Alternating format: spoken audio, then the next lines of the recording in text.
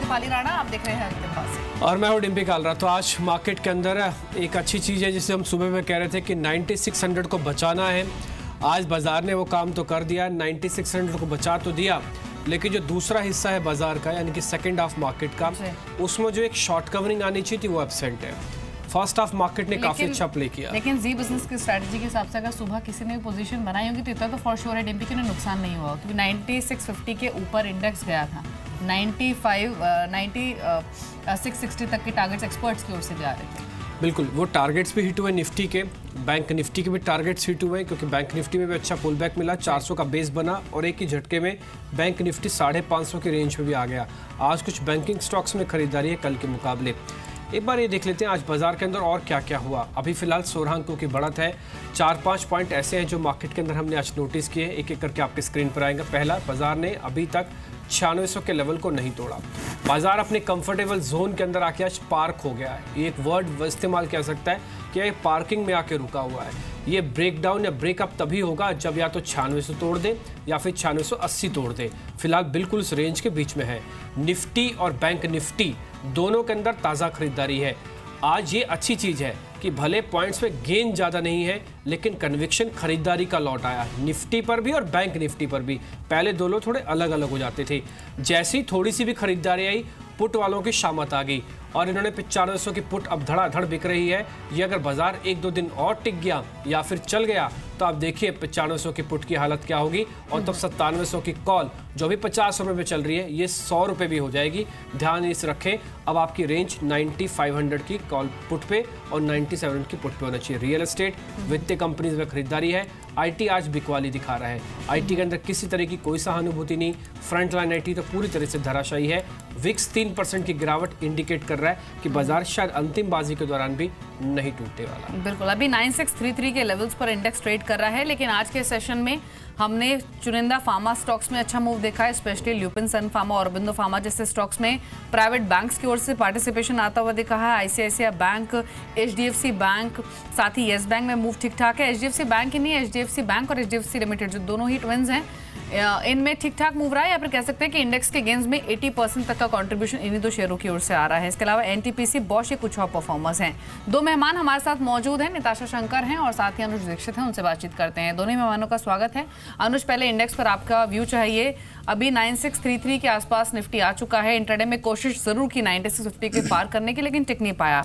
अभी इंडेक्स पर स्ट्रैटेजी क्या रेकमेंड की है आपने क्लाइंट्स को? पोजीशंस अगर किसी को कैरी करनी हो निफ्टी पर तो क्या सजेशन है? देखिए, अभी भी निफ्टी में तकरीबन 9600 9580 की जो रेंज है वो एक इम्पॉर्टेंट सपोर्ट बना हुआ है। जब तक वो ब्रीच नहीं होता तब तक जो बायस है वो ज़रूर से पॉजिटिव है।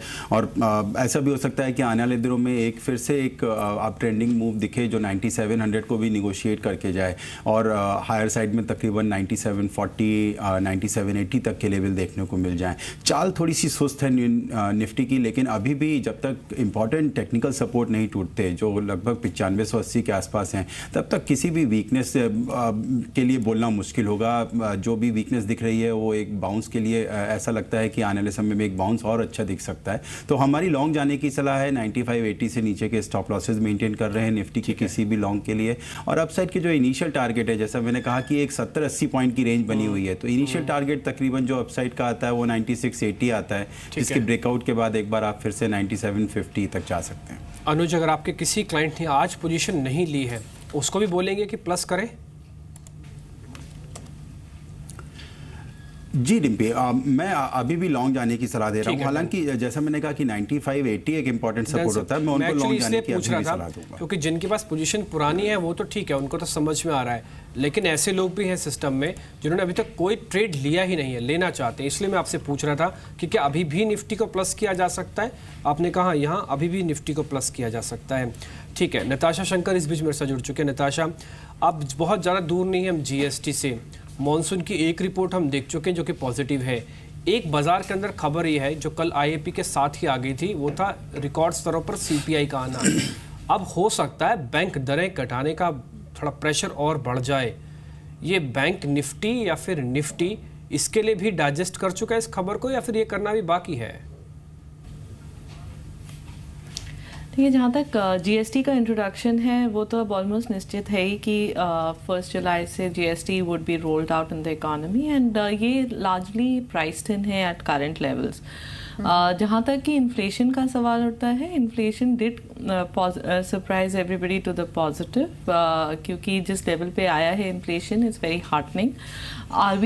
It does create a scope for a rate cut, और हम लोग का ग्रुप का यही मानना है कि एटलीस्ट 25 बेसिस पॉइंट्स का कट हो सकता है for the balance of the financial year, लेकिन वो आरबीआई के ऊपर डिपेंड करता है कि वो कब होता है। जब भी अनाउंस हो तो it would be a relief for the bank Nifty. जी, लेकिन एक बात देखिए, आप पावर स्टॉक्स को, अगर पावर इंडेक्स को देखें तो ये करीब 1.25% मजबूत है, और स्पेशली जो अच्छा कंट्रीब्यूट कर रहे हैं इस इंडेक्स की बढ़त में, उसमें पावर ग्रिड है, एनटीपीसी है, सीमेंस जैसे शेयर्स हैं। पावर ग्रिड, एनटीपीसी और सीमेंस, इन तीनों में से नई पोजीशंस खरीदारी की तरफ किस में बनाई जा सकती है अनुज? देखिए, तीनों स्टॉक्स के अंदर एक अच्छा मूव दिख रहा है। मैं अगर पावर ग्रिड और एनटीपीसी में कंपेयर करूं तो एनटीपीसी में एक अप मूव और भी एक्सटेंड हो सकता है, जो तकरीबन अपसाइड में 163, 164 तक ले जा सकता है। हालांकि ट्रेंडिंग मूव के लिए ज़रूरी होगा कि उस लेवल को निगोशिएट किया जाए, लेकिन शॉर्ट टर्म में जो स्ट्रेंथ दिख रही है डेली चार्ट्स पर, मेरे ख्याल से एक बार एनटीपीसी को ज़रूर से लॉन्ग किया जा सकता है। किसी भी लॉन्ग पोजीशन के लिए आज की जो लोज हैं तकरीबन 158, 158 की, उन्हीं को एज ए स्टॉप लॉस रखा जाए। अपसाइड के इनिशियल टारगेट तकरीबन 164। ठीक है, 2-3 शेयर आप आज देखेंगे बजिंग के तौर पर दिख रहे हैं। पहला है जीएमआर इंफ्रा। हालांकि शेयर फ्यूचर्स में भी है और एक बैन पीरियड में भी है, तो फ्यूचर्स तो चला नहीं आज, फ्यूचर्स तो लिया ही नहीं होगा। जिनके पास भी शॉर्टिंग होगी उनकी तरफ से कवरिंग आई होगी, लेकिन आप ये 9-9.5% है, ये क्या रिटेलर्स की बाइंग है? क्योंकि वॉल्यूम तो बहुत ज़ोरदार है इसमें। इनफैक्ट अपने ये कई महीनों से ज़्यादा का वॉल्यूम है, 1 से 2 का मल्टीपल होगा आज वॉल्यूम के अंदर। ये 9% ऊपर है। एक शेयर दिखाइए कॉक्स एंड किंग, ये टूरिज्म वाले ज़्यादातर शेयर ऊपर है। साथ ही आप दिखा सकते हैं महिंद्रा हॉलीडे को भी, ये भी दिखा सकते हैं। ये शेयर भी कहीं ना कहीं बेस बनाता हुआ नजर आ रहा है, शायद चल सकता है। ये अभी अभी इसने टिक दिखाना शुरू किया, 3% ऊपर है। अनुज, जब महिंद्रा हॉलीडे, ये अभी अभी इसमें एक वॉल्यूम के साथ बार बनी है, ये बार बड़ी इंपॉर्टेंट है। ये 2-3 दिन 5 दिन रखने वाला शेयर है, कम से कम 100 रुपये मिल सकते हैं, ऐसा इंडिकेशन मिल रहा है। रखें क्या सर? जी बिल्कुल, तकरीबन 555, 552 के ऊपर के जो ब्रेकआउट मिले हैं, मेरे ख्याल से यहाँ से और भी स्ट्रेंथ देखने को मिल सकती है। आपने सही कहा कि 100 रुपये की अपसाइड तक देखने को मिल सकती है अगर थोड़ी लंबी अवधि, लगभग 1-2 वीक के लिए रखा जाए तो। यहाँ पर अभी भी लॉन्ग किया जा सकता है किसी भी लॉन्ग पोजीशन के लिए। एज अ ट्रेडर अपना स्टॉप लॉस अगर मेंटेन करना चाहते हैं तो 535 से नीचे के स्टॉप लॉसेज मेंटेन करें। हालांकि 520, 515 की जो रेंज है वो काफ़ी इंपॉर्टेंट एक मीडियम टर्म सपोर्ट आता है। जब तक वो ब्रीच नहीं होते तब तक ट्रेंड जरूर से ऊपर रहेगा मीडियम टर्म का, और एक बार 570, 572 के ब्रेकआउट के बाद मेरे ख्याल से 620, 622 के लेवल जरूर से देखने को मिलेंगे। ठीक है, जिस जीएमआर इंफ्रा की मैं बात बोल रहा था वो साल के उच्चतम स्तरों पर भी है। और इनफैक्ट एक और फैक्ट है एमपी कि बहुत लंबे समय के बाद कुछ ब्रोकर हाउसेस के रिपोर्ट्स भी जीएमआर इंफ्रा पर आई हैं, और एनटी की आई है। एनटी की एक रिपोर्ट आई है जीएमआर इंफ्रा पर, जिसमें उन्होंने कोई बाय सेल टारगेट तो नहीं दिया है, लेकिन ये इंडिकेशन जरूर दिया है कि शायद अब ये यहाँ से परफॉर्म करता हुआ दिखे, या फिर कहे कि वापस ग्रोथ इस कंपनी में लौटती हुई दिखे। ठीक है, तो आप इस पे ज़रूर ध्यान रखें। एफ&ओ कर्व में है, एफ&ओ लेने की कोशिश तो मत कीजिएगा, पेनल्टी में चले जाएंगे आप। नहीं तो कैश में तो अच्छा मूव आ रहा है, जिसकी मैं कह रहा था ना, एक बार फ्यूचर भी आप दिखा सकते हैं जीएमआर इंफ्रा का। उसमें आपको क्लियर कट जो नीचे वाली पट्टी दिखेगी उसमें आप देखेंगे 2.5% का प्रेशर है, ये आपको गिरावट के साथ चल रहा है, यानी कि ये शॉर्ट कवरिंग है। ये आप देख पा रहे हैं नीचे 3% नीचे लाल है, और ऊपर करीब 1.5 रुपये की मजबूती के साथ ये शेयर चल रहा है। जी, एक बार प्राइवेट बैंकों की बात की तो एक बार आईसीआईसीआई बैंक को देख लेते हैं कि आईसीआईसीआई बैंक पर क्या मूव है। स्टॉक मामूली बढ़त के साथ ट्रेड कर रहा है 316 के लेवल्स पर, लेकिन 2 खबरें हैं जो कि आपको जानना जरूरी है। पहला तो ये कि वित्त मंत्री अरुण जेटली से चंदा कोचर मिली हैं और एनपीए की रिपोर्टिंग को लेकर चर्चा हुई है वित्त मंत्री के साथ। ऐसे सोर्सेज के थ्रू इन्फॉर्मेशन मिल रही है। बैंक और आरबीआई के एनपीए निकालने के तरीके में एक्चुअली फर्क है, ये हमने देखा भी था क्वार्टरली अर्निंग्स के बाद कि जो एनपीए रिपोर्टिंग को लेकर यहाँ पर डिफरेंस था। एक जो आरबीआई ने रिपोर्ट की थी और जो बैंकों ने अपने नंबर्स में शो किया तो उसमें डिफरेंस था, तो उसको लेकर बातचीत हुई है चंदा कोचर की वित्त मंत्री के साथ। लेकिन एक इंपॉर्टेंट एस्पेक्ट ये भी है डिम्पी, हमने सुबह जेपी ग्रुप की बात की थी और आईसीआईसीआई बैंक पर तब हमने बात नहीं की थी। जेपी समूह का डेट रीपेमेंट अगर होगा तो सबसे बड़ा बेनिफिशियरी आईसीआईसीआई बैंक का ही होगा, क्योंकि सबसे बड़ा एक्सपोजर आईसीआईसीआई बैंक का है। निताशा, क्या कमेंट्स हैं आपके आईसीआईसीआई बैंक पर? स्टॉक की जो परफॉर्मेंस है वो स्टेबल रही है पिछले कुछ मंथ्स में, एक डिसेंट परफॉर्मर ये प्राइवेट बैंक्स में रहा है। और एक जेपी ग्रुप का भी फैक्टर है, अगर 15-20 दिनों में 16,000 करोड़ जेपी एसोसिएट चुका देता है तो डेफिनेटली फायदा पहुंचेगा आईसीआईसीआई बैंक को।